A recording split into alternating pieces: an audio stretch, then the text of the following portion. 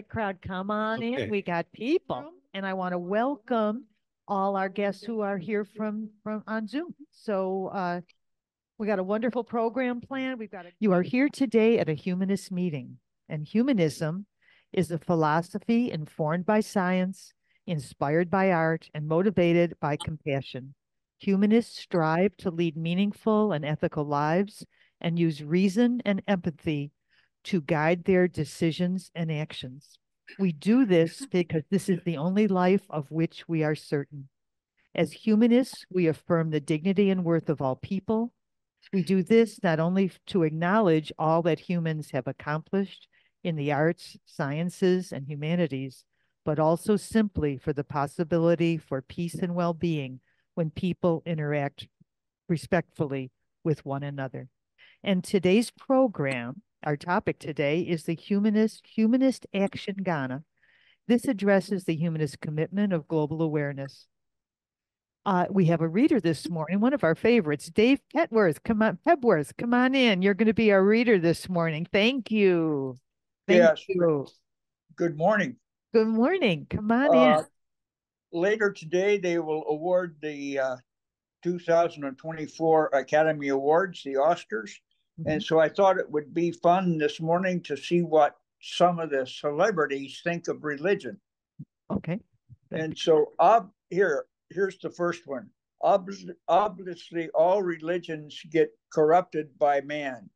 The initial ideas are interesting, but once they get organized, they seem to become about politics and other things, and they get manipulated. Matt Dillon. Laughter will kill fear, and without fear, there can be no religions. And without religion, there can be no God. Sean Connery. I went to see the preacher, the guy who baptized me, and I begged him to come and see my daddy when he was dying, but he never did. He never came. God, I hated him. I had no time for religion after that. I never prayed. I never said another prayer. Ava Gardner. For the people who believe in it, I hope so. There doesn't need to be a God for me. Angelina Jolie. When asked what she would say to God at the pearly gates, Julianne Moore replied, I didn't think you just existed. I follow no doctrine. I don't belong to a church or a temple or a synagogue or an ashram. Meryl Streep. I sworn off agnosticism, which I now call cowardly atheism. I've come to the position that in the complete absence of any supporting data whatsoever for the persistence of the individual in the spiritual form, it is necessary to operate under the provisional conclusion that there is no afterlife, and then be ready to amend that if I find out otherwise. James Cameron. Uh-huh. I am an atheist, and that's it. I believe there's nothing we can know except that we should be kind to each other and do what we can for each other. Katharine Hepburn. My parents did not practice any organized religion, although my father was raised Catholic and my mother was Jewish. But there was always an ethical context to our lives, a very strong notion of individual moral responsibility. Harrison Ford. And last but not least, my dear, religion is like a penis. It's perfectly fine thing for one to have and take pride in, but when one takes it out and waves it in my face, we have a problem. Maggie Smith as Violet Crawley on Downton Abbey. So I hope you enjoyed this. Have a good day. Oh, Dave, that was wonderful. That is a hoot. That is just a hoot. And so many different times too, over decades of well, almost a century in some cases. we're ready for a program now, which is a really going to be a wonderful program. Both we have two speakers. First, Jeff Strang is a long-standing member who we all know quite well and appreciate all that he does for us. He served in the Peace Corps in Ghana from 1980 to 1982. You've our speaker from Ghana is Yvonne Stennicke Larsen. Yvonne lives in Ghana. She grew up in a devout Christian family and community in southern Ghana. She joined the Humanist Association of Ghana in 2013 and later the Humanist Service Corps volunteer program in 2015. She found her purpose in life when she started working in camps for women accused of witchcraft in northern Ghana. I'm going to turn the program over to Jeff. Yeah, thank you, Helen, and everyone on Zoom and assembled here at Friendly House. Just so Yvonne knows, we have about 15 people in the large room here, as well as the people on Zoom. So I will start the slideshow. So that's Yvonne on the left in the main screen here, the opening screen, and a group of the sewing class students on the right. So first I'm going to introduce Yvonne, and I'll start out with my connection. So as Helen mentioned, I was a Peace Corps volunteer in Ghana from 1980 to 82, and I made long-term relationships with a number of people in the country. And so now I consider them as family and they consider me as family. And so I've been able to visit them a few times in the years since. So I've made 4 return trips there, including this past November. And I also was inspired by the Foundation Beyond Belief. And we had a program by Tiffany Ho of the Foundation Beyond Belief. She was the executive director at the time. And Foundation Beyond Belief ran from about 2013 to fairly recently. And so I was a major contributor and donor because I really appreciated the projects that they would support, both in the US and around the world, including in Ghana. So I'd been following the activities of the Humanist Service Corps in Ghana, which was a project of Foundation Beyond Belief, and also Humanist Action Ghana, which evolved from the Humanist Service Corps. And so I got in touch with Yvonne before I visited in November, and was able to visit her seamstress sewing class, training class, just outside Tamale in northern Ghana, and spent a little time with Yvonne. And so now I'm happy to report Yvonne is my newest friend, and I'm sure we'll be family very soon, if not already. So next, Yvonne, take it from here. Thank you, Jeff. And hello, everyone. I hope you can all hear me well. Sorry for any interruptions in the internet. It just happens sometimes here like that. Before I start talking about serious things, I would like to clear one thing up that I'm sure is on everyone's mind. I just want to say that no, there are not a lot of Ghanaians walking around with Scandinavian last names. My stepdad was from Denmark, and he and I developed a really special bond, and so I took his last name a few years before he passed away. So that's why my name is Stennicke Larsen.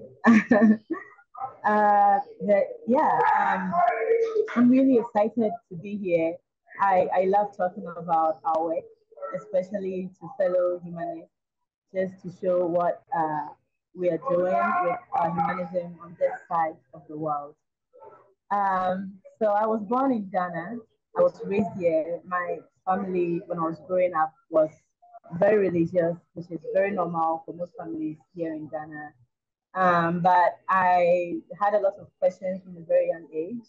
And so when I grew up and I found other people that had similar questions, I was very excited. And that's how I joined the Humanist Association of Ghana in 2003. And it was through the organization that I met Connor Robinson, who was the founder of the Humanist Service Corps program and the Foundation Beyond Belief back in 2015. I initially joined the program just to see how NGOs are normally run in Ghana, because a few years ago, maybe 10 years ago, we didn't know a lot about NGOs. We would just see news articles or videos from the news, and most of the time we would see white people or foreigners who were leading these NGOs. So when I met Connor and he told me about the programs that they were going to do in the camps that were set up for women that have been accused of witchcraft, I was very excited and I decided to go up north with them for 2 weeks to see what the project was all about. Well, I ended up staying for 8 years because I was blown away, not just by what they were doing, but by the need for, I thought there was a need for Ghanaians to be a part of the movement and be a part of the voice that shows the needs of the people up north and show the efforts that people are putting into it. And so that's how I started in 2015 as a volunteer. And I was trained under MBD and under Connor Robinson, who I guess he saw something in me and he trained me to take over the program. And I did that for the past 8 years. Initially, when I started working with Humanist Service Corps, my very first project or my very first assignment was to interview women who had been accused of witchcraft that were living in a camp that was set up specifically for them to protect them against people that would try to harm them because of that belief in witchcraft. I was just a fresh young girl who wanted to see what else was out there in Ghana. And I was not expecting the kind of stories that I heard from the camp. Most of them did not make any sense to me. And for somebody that I felt was fairly educated and had come from a background where I was able to come out of that supernatural, superstitious belief system, I was so confused about how it was possible that there were other people living in my country that still believed in witchcraft and still went as far as harming women and segregating them from their communities and from their families. An overabundance of non-profit organizations that work in these camps. And I can't say that they all work in ethical ways because witchcraft belief or witchcraft accusations are a sensational topic. And it's very easy to get people, especially living in Western countries, to support their work. And so there were a lot of NGOs that were working in these camps that were getting huge sums of money to work there, but not necessarily in ethical ways or doing projects that were sustainable or helped supported the women long term. So I was visionary of the week and eventually came up with the vocational training program, which is what we're here to talk about today. So yeah, I'm not very good about talking. I talk about myself, but I hope that sort of sums up my passion towards this work and how come I am doing this right now. So I want to talk about a Humanist Action Ghana organization a little bit. And it all ties into my history as well.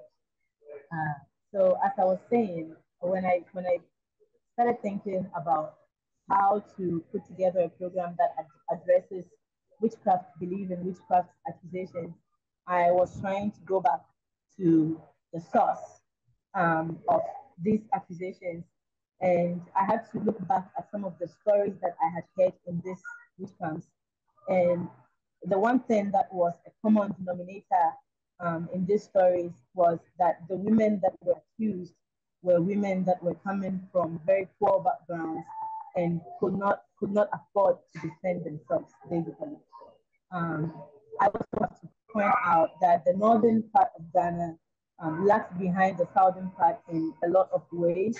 It's been catching up lately, but it all goes back to colonial times and how the north was sort of abandoned because it wasn't as close to the coastal cities.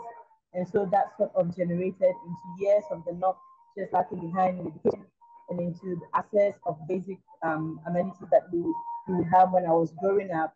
And so when it comes to women of gender equality and women's rights as well, there is a huge gap between how the kind of rights that women have in the north versus the kind of rights that women in the south when I was growing up. So I grew up years ago. It wasn't a very common thing. I think it's picking up now. But I just sort of want to explain how some of these issues came about in the north. So women over there generally don't have a lot of rights and they don't have a lot of opportunities. And so I realized that it was mostly women that were coming from really poor backgrounds to not defend themselves against their attackers that were being accused. And so I came up with the idea to work in communities that have really high numbers of witchcraft accusations and empower women there financially by training them in vocational skills that are needed or that are in demand in that community. And then provide them the tools and the materials that these women would need to be able to set up their own businesses when they graduate. This project is a long-term project. The long-term success. It's just going to take a while to see the full effect. But stopping witchcraft accusations, of course, is not the only issue that we are addressing in the region, and I will go over the rest of them as I go on.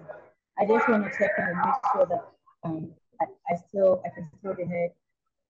There's a little bit of noise here every now and then. I don't know if that affects this at all.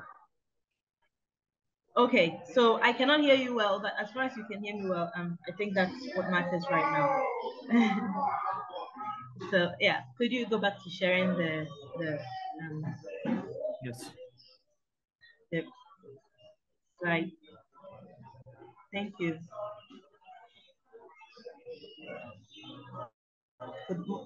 Okay. Should I go back? Maybe go back one page. Yeah, thank you.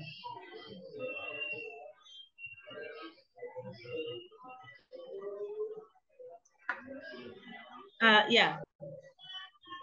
No, the next page, please. Thank you. Yeah. So although our goal has been to evolve into Humanist Action Ghana, the plan was to take a few years to do this change. Unfortunately, our parent organization that sort of oversaw and was our fiscal sponsors in the US had to fold suddenly in 2020, and so we sort of had to rush the whole process, which has not been so bad considering all the stumbling blocks that we came across. We have been able to successfully complete a cycle of our project, which is 18 months long. Sorry about that. We've been able to complete a cycle of our project that takes 18 months long, and we are now in the process of starting the next cycle. Yeah. So I want to talk a little bit about the specifics of our projects and the kind of impact that we have had so far in our target communities. Thank you very much. Before I talk about the importance of our vocational training project, I think I should explain more the details about exactly what we do. So in the northern region, we have identified through our 8 years of work in the region, we have identified certain communities that have high levels or high numbers of witchcraft accusations. And we've started working in one of those communities that is based just outside Tamale currently. Over there, we have worked with the chiefs and the leaders because in our society, it's just the way you have to go through people to be able to successfully do this kind of work. We have worked with all of the leaders in the community, and we have opened a platform for the women living there to apply to our program if they are interested. And the very first year when we started, we had over 100 applications from women ranging from the age as young as 13 to as old as 40. And the thing that would surprise a lot of people to know is that most of the women that apply to this are already married, because that's just the system over there in the north. Um, Unfortunately, we were able to raise the funds to only train 10 of those women. And so there's a very great need to continue, not just to be able to reach the impact that we want to reach, but because there is a great need for us to actually support the women living in these communities. But with these 10 women, we basically provided all of the tools and the materials, including sewing machines and materials and any other thing they need. And we paid trainers and paid for a location, a training class, so that these women can be trained for 18 months in the sewing vocation. We created a sort of safe space for these women. In the 10 women that just graduated, I think two of them are still under 18 years old, but they're already married and they have children.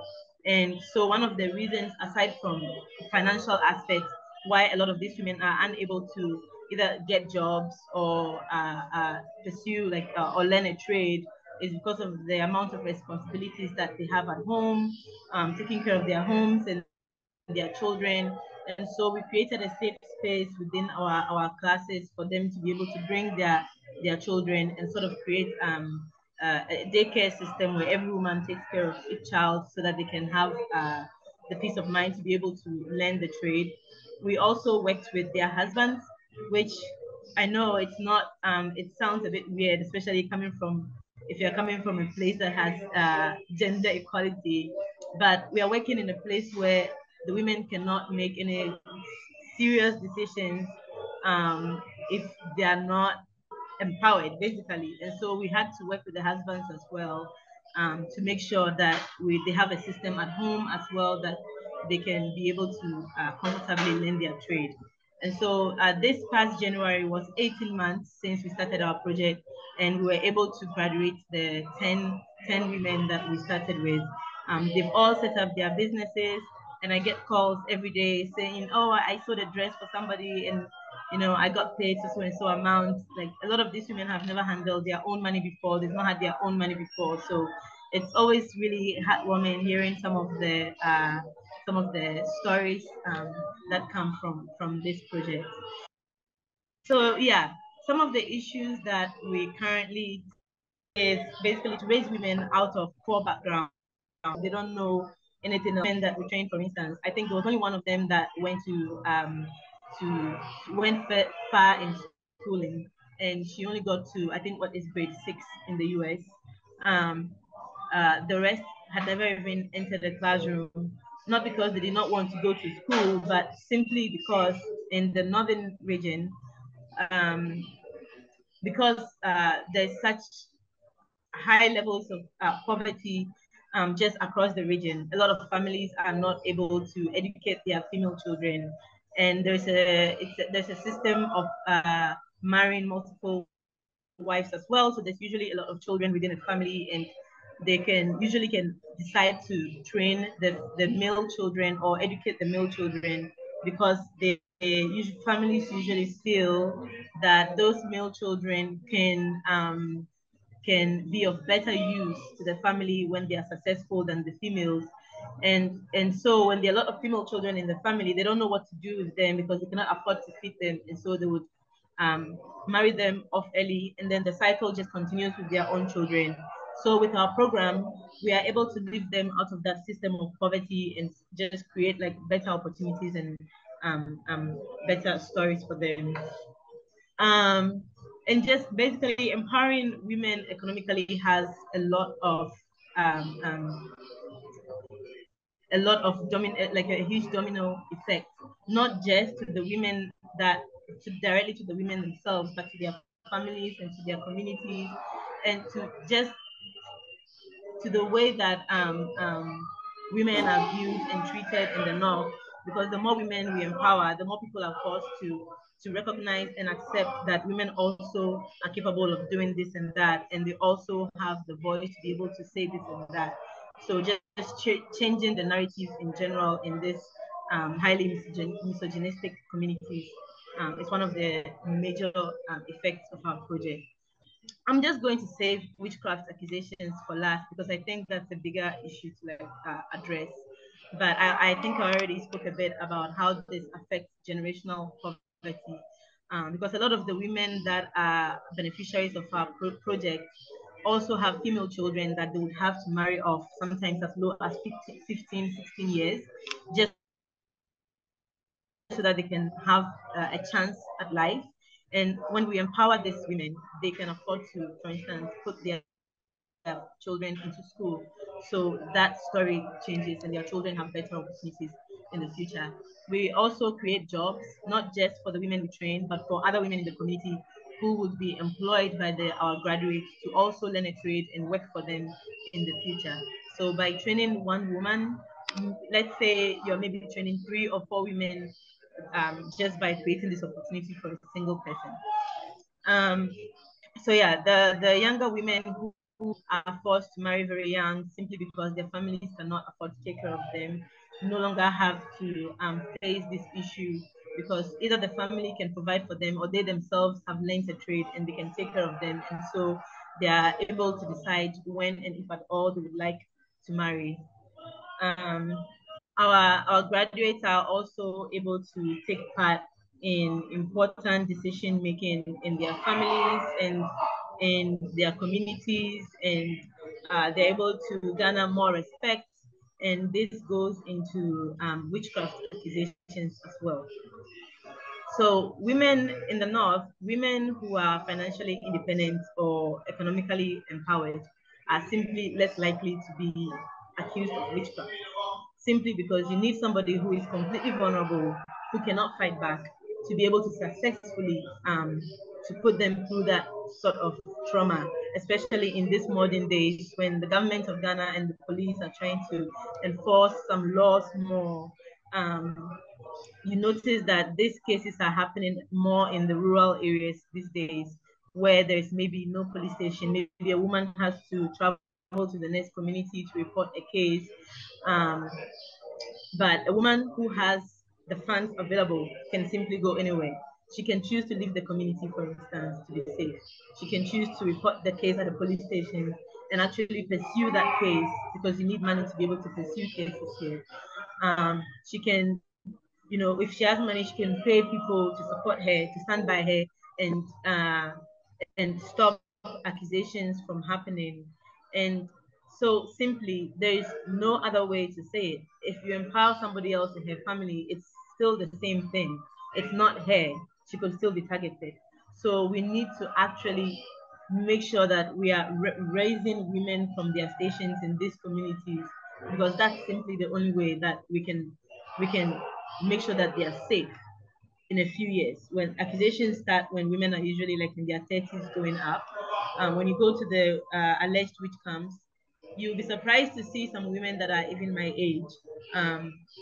And you would hear stories such as somebody in my family had a dream, and in the dream they saw me trying to harm them in one way or the other, and so they went to the chief and they tested me for witchcraft.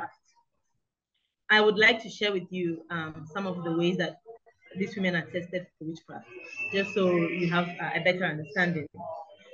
When I started doing the interviews in the camps in 2016, I would ask a lot of times that, how were you determined to be a witch? So it varies from community to community because of the different belief systems.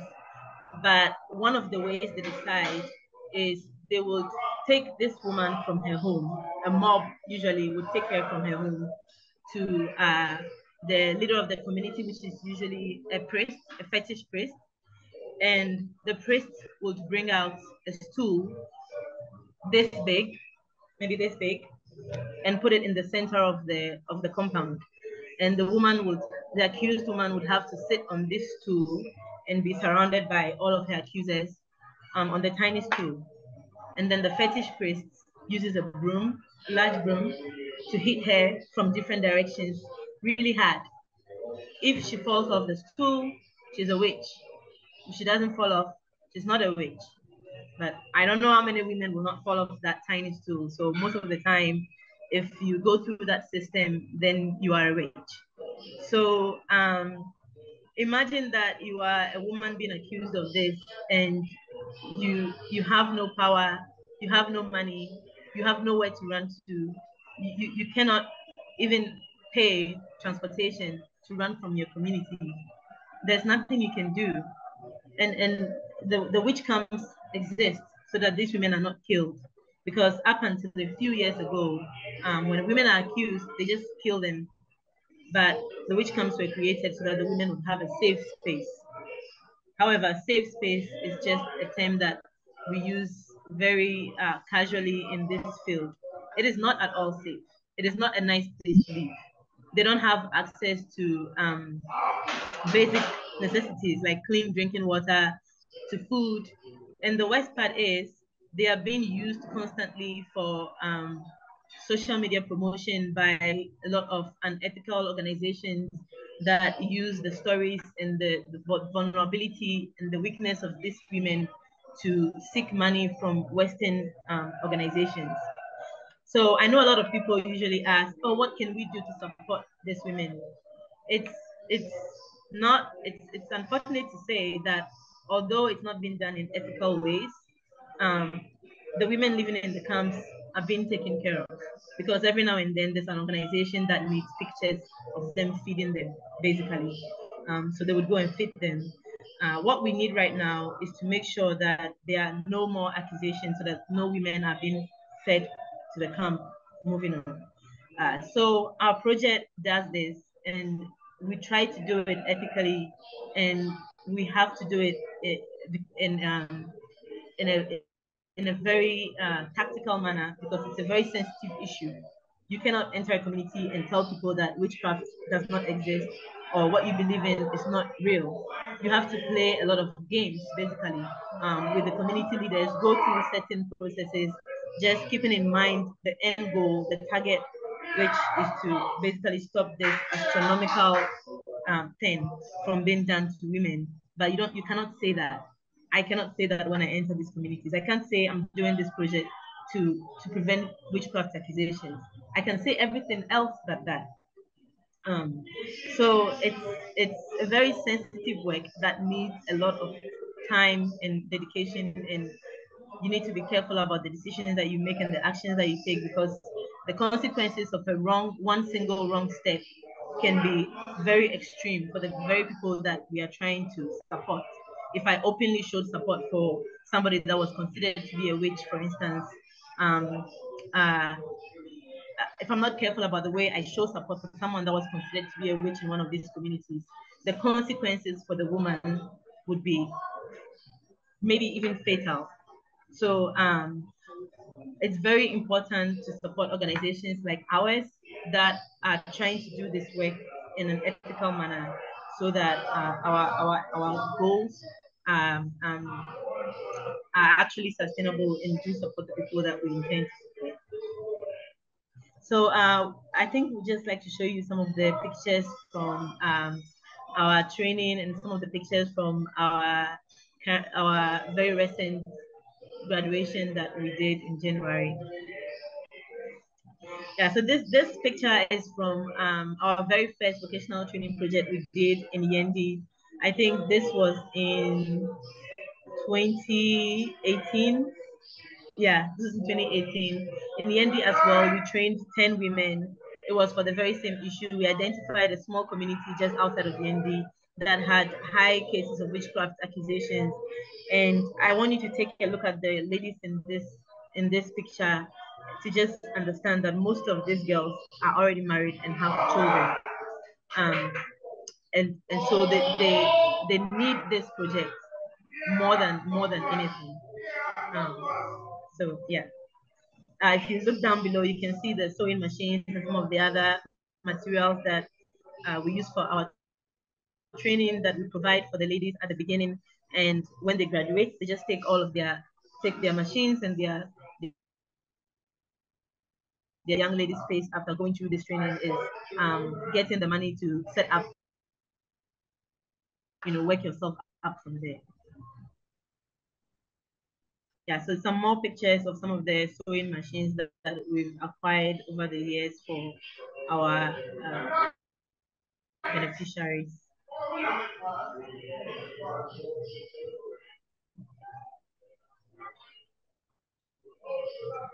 This is a picture of our recent graduates from Taha, outside of Tamale. This was the day that our program started over there. And you can see there's a very cute baby on top of the machines. And that's just what our training classes looks like every day. There's babies everywhere, there's kids everywhere, and everyone just parents them so that everyone can get through this program. Yeah, I think Jeff can speak a little bit about that later because he witnessed a few of those classes.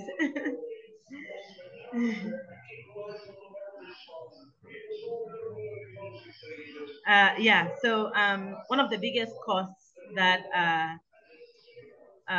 we have to take care of every month is we have to purchase fabric for our trainers because that's what they use to learn the trade. So this is just a picture of some of the fabric that we get for them every single month. And we are able to do this because of our recurring donors that send us money every month. So we don't have to worry about this. We're able to get the materials to them every month so that they can just learn what they're supposed to learn.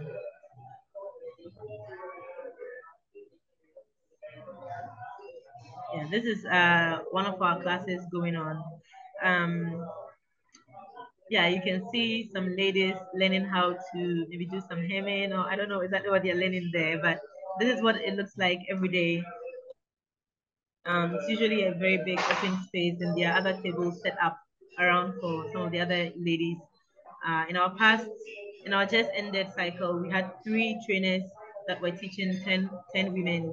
And yeah, it was a very successful program. Everyone graduated with flying colors, and you'll see very soon some of our graduation pictures and some of the beautiful designs that the ladies sewed for themselves.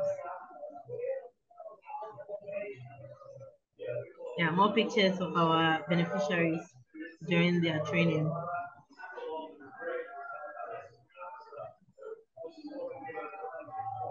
Yeah. The lady in the blue and white, blue and yellow dress, it was one of our trainers in the just ended cycle. And here she is in the very beginning teaching our beneficiaries. I think it was how to cut the fabrics over here.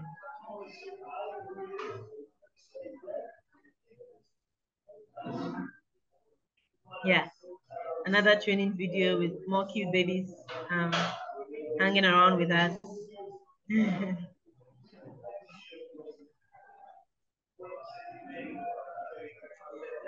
We also did a cycle in Cape Coast, which is in southern Ghana. I think I need to talk a little bit about that because this particular project did not address witchcraft accusations per se, but it did address women who were living in under marginalized women living in a community where they did not have a lot of rights. In the south, this community was a very religious one. They had a lot of Christian prayer camps located around.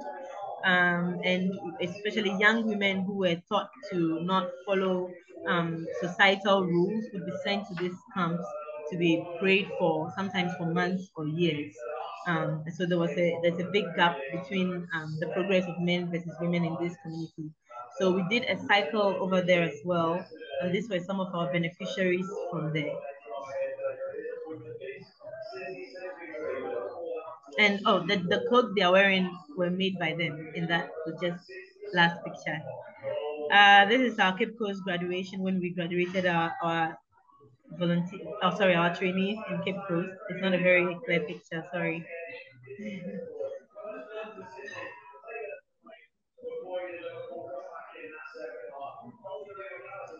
Yes, and these are now pictures from our just ended graduation ceremony in the northern region. That's me standing in the very middle, and surrounded by me are our graduates wearing their beautiful dresses that they made themselves. It was such a beautiful occasion. Everybody was so happy. I remember one of the husbands of the young ladies pulled me aside during the graduation and said, "I did not know my wife could do this." I was like, "She can, she can do more than this." But okay, it's great to hear things like that, which looks like something really small, but I'm looking at the kind of societal issues we have there. I was really glad to hear that. It sort of pushed me and empowered me to know that we were making progress, even with the males in the community.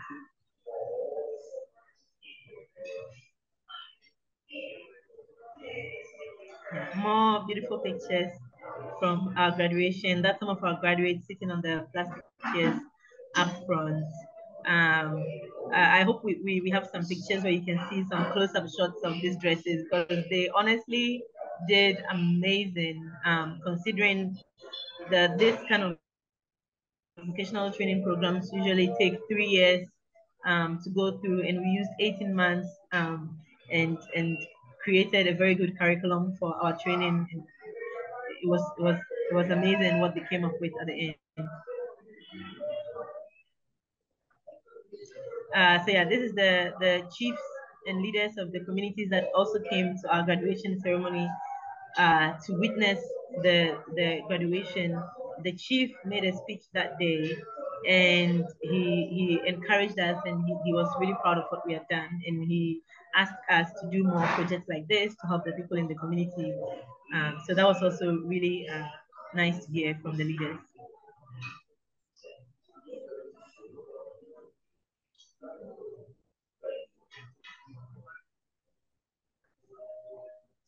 Yeah, more beautiful pictures.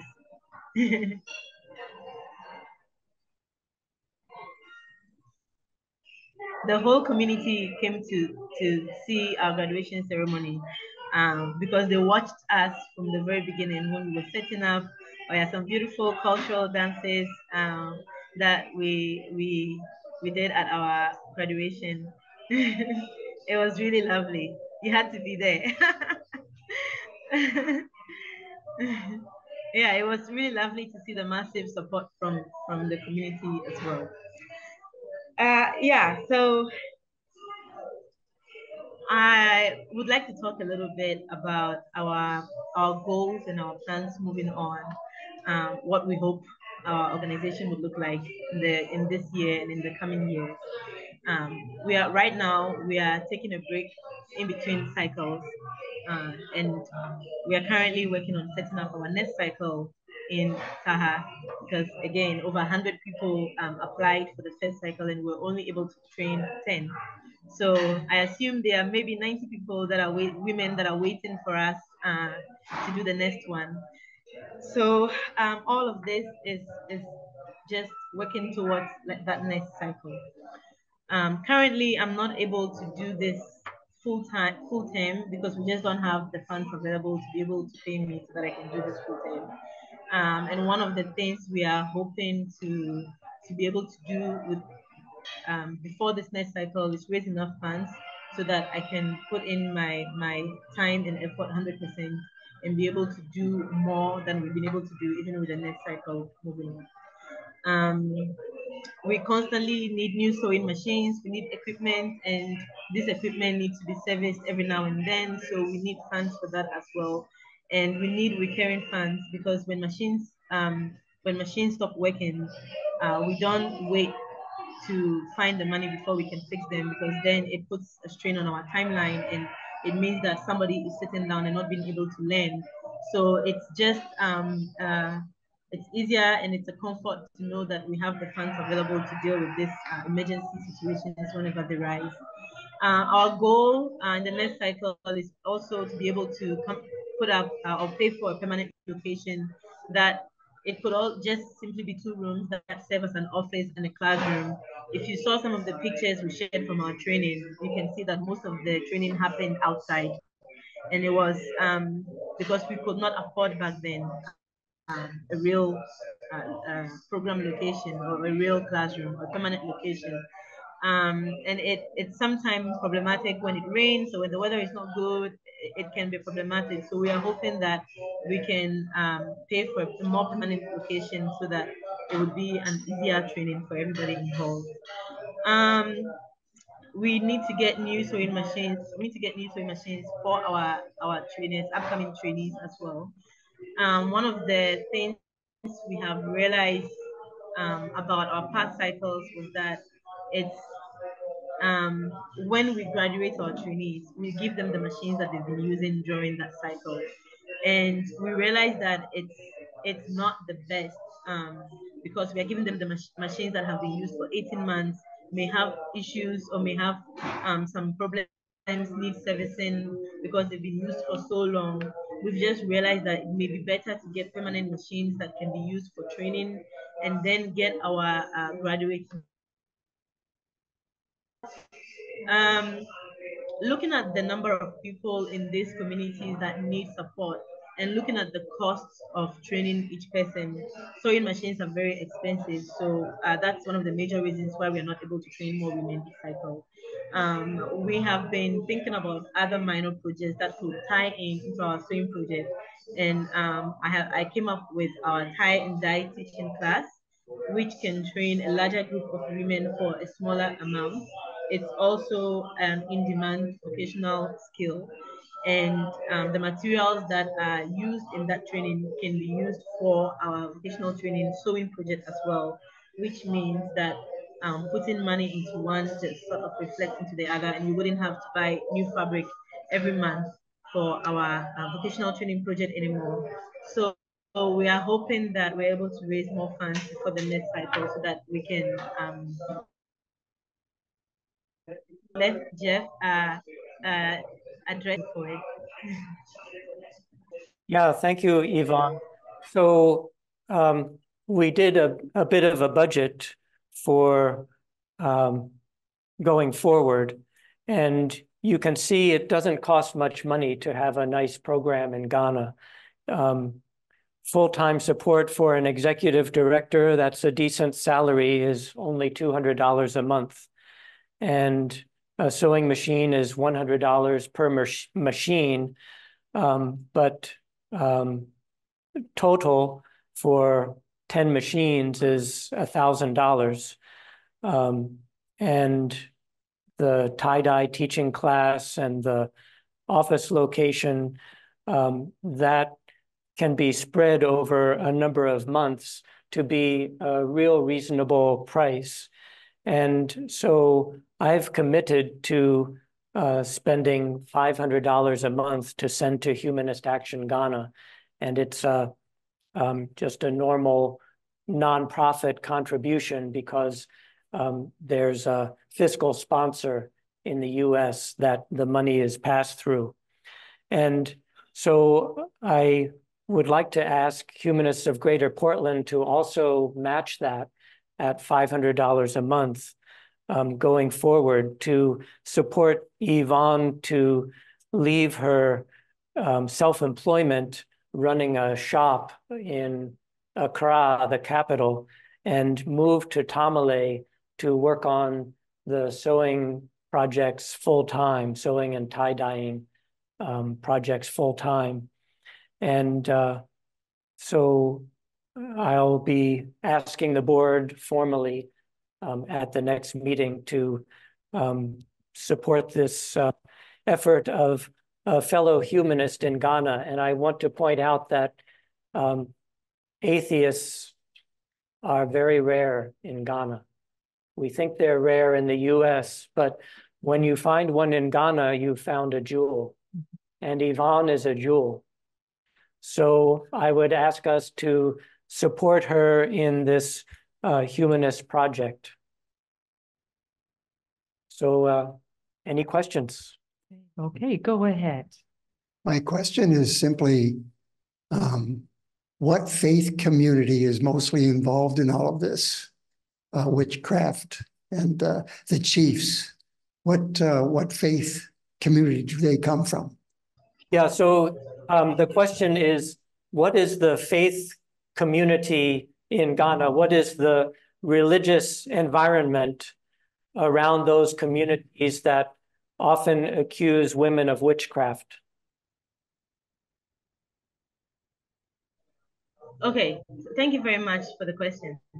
Ghana has, I think, for the most part, three main religions. Christianity has a majority, and then Islam is the next biggest religion in Ghana, and then there's the traditional belief, which is just a minor group of people. In the northern region, where our projects are located, it's a predominantly Muslim community. There was another question about the chiefs.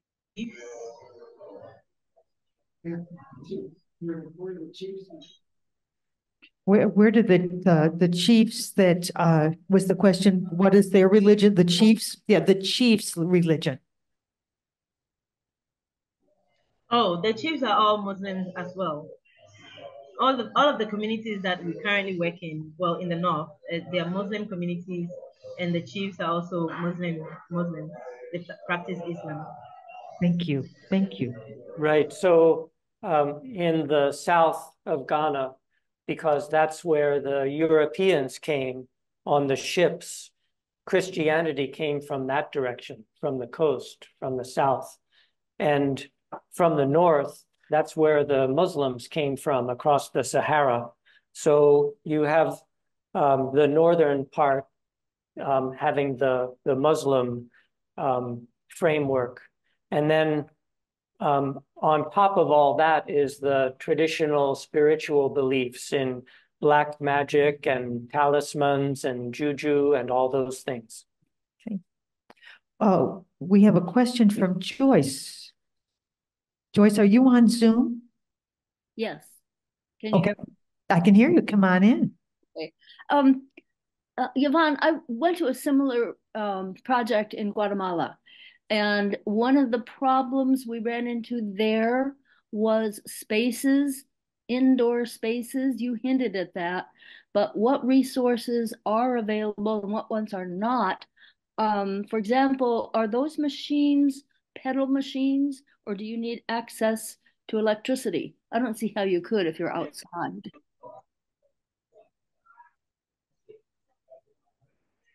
Thank you for your question. Thank you.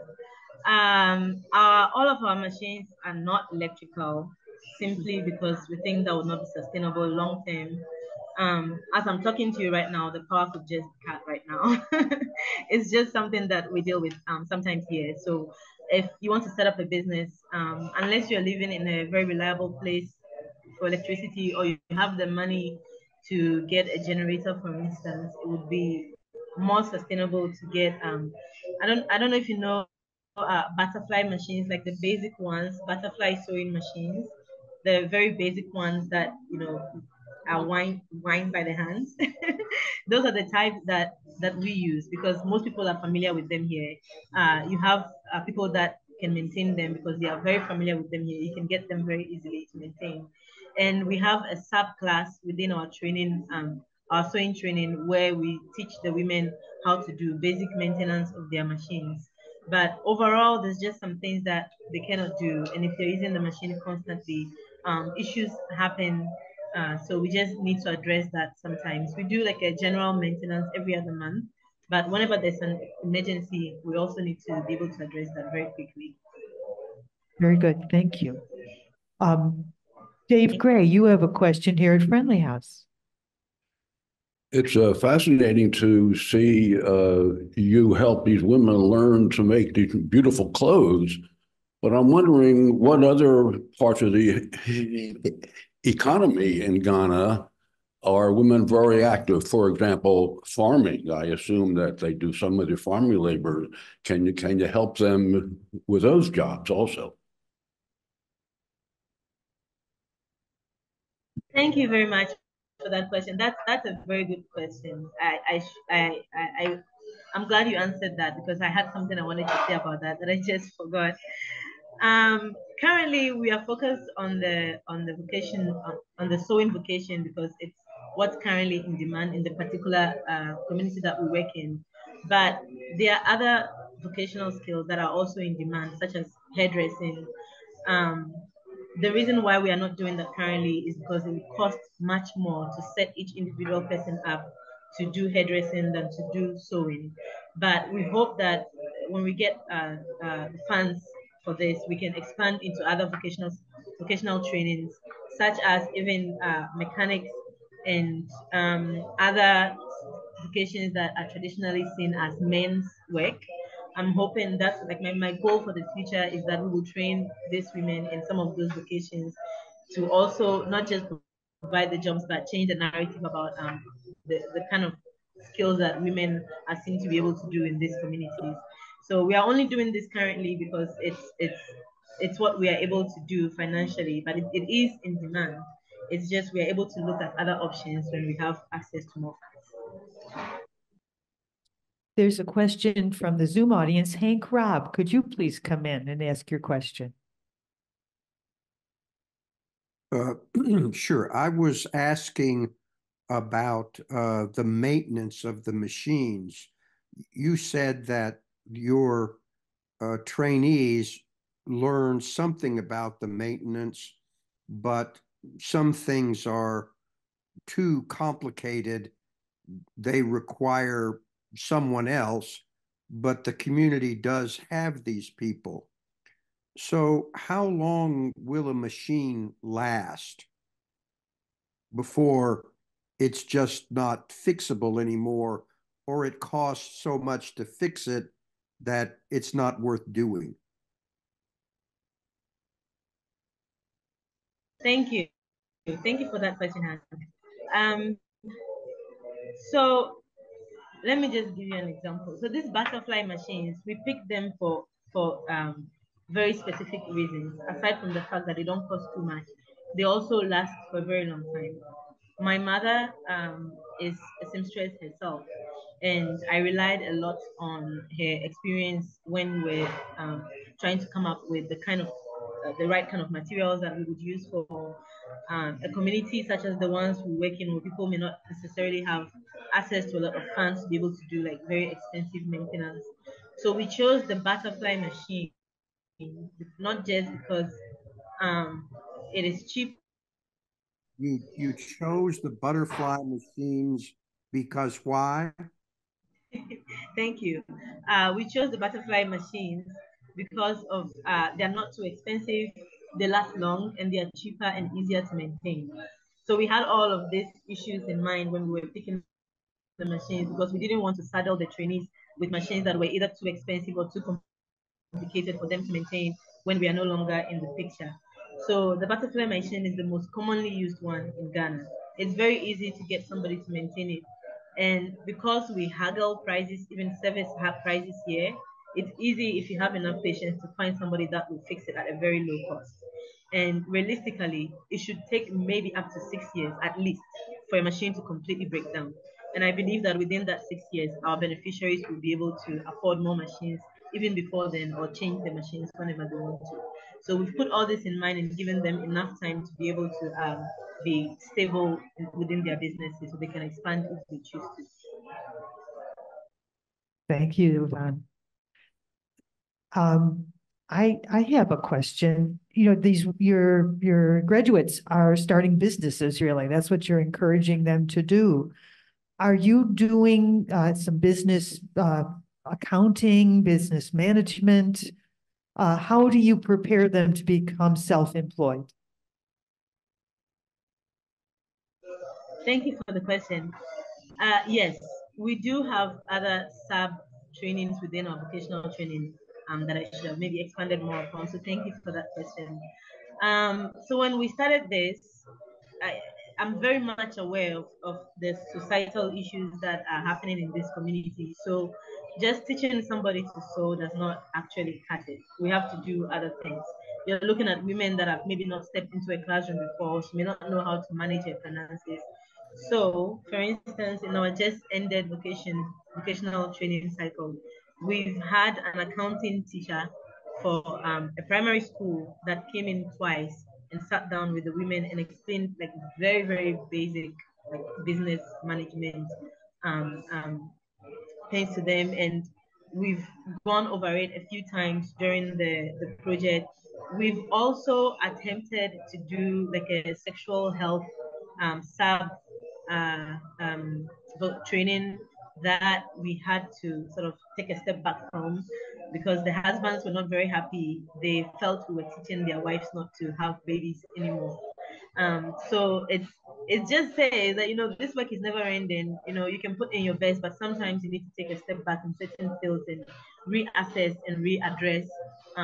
The way I've addressed this issue is to meet with the chief and the husbands, and we've gone over with a nurse from the community to say specifically, no, we're just saying like we're teaching them how to be safe, how to be healthy, how to take good care of their kids, and notice like some health risks and stuff with their kids. We are not saying they cannot have babies or anything like that. So with our next cycle, we will be able to reenact that program.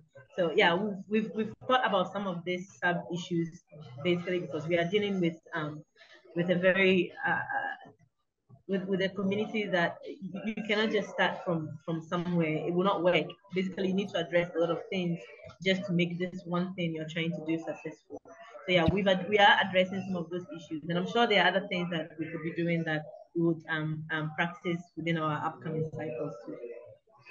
Very good. Yeah, you have to take small steps. You're dealing with a very severe patriarchal society, and yeah, a good job. Just recently, Portland was the only city on the West Coast that had an exhibit at the Portland Art Museum on African fashion. And there were close to 100 mannequins in these beautiful, beautiful dresses being made now. There was some historic, but I would say a good 75% were from now, like the 2020s. And I was there, I saw this exhibit. And when I saw your slides, I thought, oh, there they are. That was at very similar clothes. Very similar clothes were at the African exhibit that was featured and sought after by many cities to bring that display to their city. We were the only ones that were able to get it on the West Coast. And they were amazing, amazing outfits. I shouldn't say, I know how to sew. I own a sewing machine. And what your training is 6 months, am I correct? 18 months. 18 months. I'm sorry, 18 months. I missed that. But 18 months. In 18 months, the things that you were making, the curves, the body fits, that is some major, those are not sewers, those are seamstresses, those are skilled seamstresses. How do you move from a woman who's never probably touched a sewing machine, maybe a needle, but never touched a sewing machine, to a true seamstress?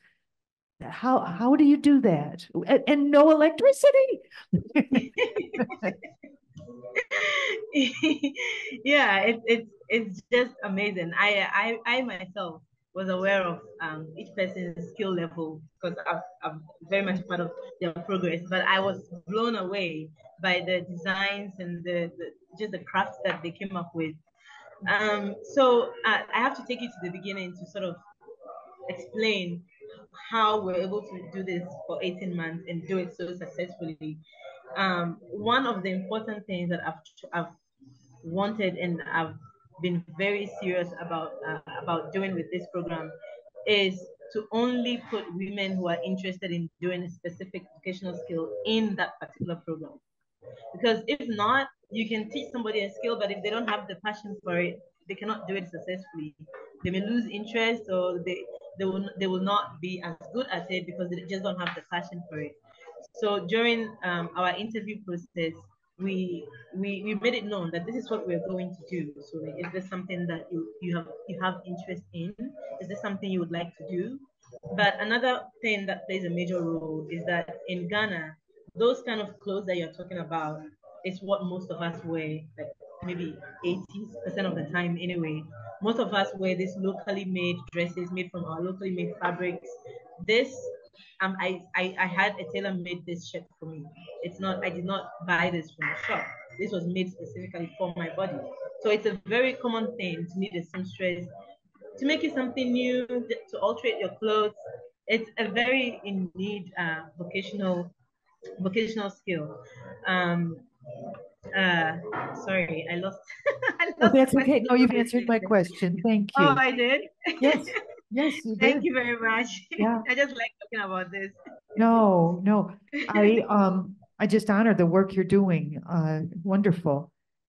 You know, in NPR, which is a national public radio here, and their respected news source, they started. I listened to a show this week. The fact that many groups are trying to give to Africa, but that they're being taken advantage of. They're not. Their shykesters are saying, like you're saying, people are giving to these the colonies of women who are being protected, who have been accused of witchcraft. They were talking about orphanages, and the fact that a lot of the money doesn't go to where it should go. You have given us a source, a direct source of fund giving that would go directly to a project that is well managed, has history, has done trial and error. It is really an honor to be asked to be part of this program. And I want to thank you sincerely from the bottom of my heart for the work you do and for the courage to come to us this afternoon for you and this morning for us, all the way from Ghana. Yes, there's a question here. One more. Or we could do more than that, but Dave's here for a question. Well, I was wondering mostly, I noticed the budget that was being proposed to send to you was, I don't think it's exorbitant, but I was just wondering, it's set up to be per month rather than just an overall grant amount. And that sounds like there's ongoing costs of that much, or you're talking about kind of mounting that up to purchase equipment over time, or that's for the materials, or how does that, how was that proposed that way? Yeah, the idea is to gather up funds and take care of some of the costs that we put up there, simply because it will be harder to raise all of the funds for the program in the very beginning. One sewing machine alone costs $100, and if we want to train more than 10 people, we need to maybe purchase them over a short period of time and keep them for the program. We also need to pay for the program location, which is a monthly cost. So there's some things in there that need to be taken care of every month, like a salary for me. Hopefully we can employ somebody else to support the work so that I don't have to do it alone, a salary for that person. But some of the things we simply cannot take care of all of it at once. So we need to budget to be able to do it a little bit over a long period of time. And if I could add something, Yvonne's program has been supported by Foundation Beyond Belief and then Go Humanity over the years. Foundation Beyond Belief evolved into Go Humanity just for a year and a half or 2 years. And the funds dried up, and that's why Foundation Beyond Belief is no longer around. So Yvonne's program really thrives when it has a committed sustaining contribution. So that's the reason for asking for the funds to be delivered in that way rather than in a lump sum. Also, in a lump sum, you'll be just carrying around a large amount of cash. I guess you could put it in a bank, but for the purposes of this program, just a monthly sustaining is a better way to do it. Sure. Jeff, if some of the folks that have heard this presentation today and seen the slides and listened to Yvonne had an interest in helping too, should they contact you? Talk to me about No, Humanist Action Ghana has a website, and I think it's humanistactionghana.org. And there's a donate button, and that's how I've donated. Okay.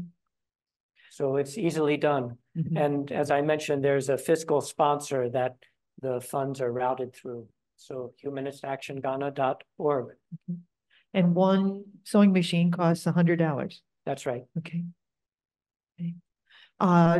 We're getting close to the end of our time. Let's see. There is a new question here. Hang on, folks. There's a question from Claire, and I'm sorry, I can't read her last name, but a comment. None of us can imagine what it must take for a humanist woman to successfully run such a program in a religious patriarchal place. Your diplomacy and, sorry guys, wait a minute. Acumen. I'm having trouble. Oh shoot, I'm not the best at. Okay, acumen are. Could you say what I can't read it all with my machine right now. Whoever is Claire, could you? I can finish okay. reading it. Someone? Your diplomacy and acumen are amazing. Much gratitude to you for your amazing work. And that's from Claire Wollner, who is the former executive director. No, not executive director. I think the former board chair for Go Humanity. Yeah, board chair. Thank you. Thank you, Claire. Yeah. Well, nice to see you here. I did not know she was here. Good. On that note, we're going to close our meeting, close the formal portion of our meeting. There's some announcements coming, and I want to sincerely thank you, Yvonne, for coming to us today, for all your good work. You're a brave lady. Thank you. Thank you for having me. Thank you so much.